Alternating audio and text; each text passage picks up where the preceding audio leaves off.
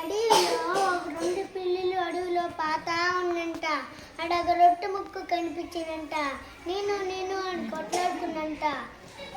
చెట్టు పైన కోడి బావ చూసి ఎందుకు కొట్లాడుకుంటున్నారు, పంచిస్తా ఇవ్వండి అన్నంట. మళ్ళీ తోకం ఎత్తుకొని పంచిచ్చినంట. ఈ పక్షానైతే పక్క తక్కువ వచ్చినంట, ఈ పక్షానైతే పక్క తక్కువ వచ్చినంట. అట్లయితే అంటే ఈ పక్క ఎత్తుకొని తినేసి ఈ పక్క కొంచెం ఎత్తుకొని తినేసి ఎవరు తినింది? కోతి బావ కోతి బాబా నువ్వు మేము పంచుకొని తింటాము అన్నంట. బాయినంట. మళ్ళీ ఆ రెండు పిల్లలు పంచుకొని తిని హాయిగా తిని నిద్రపోయినంట.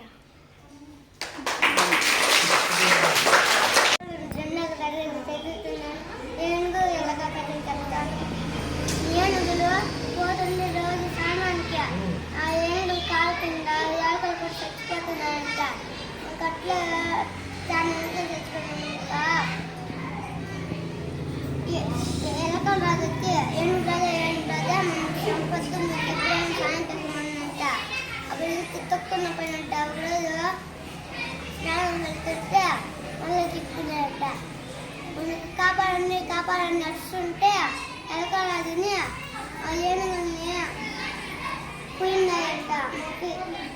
వాళ్ళని కడికేసి ఇంకా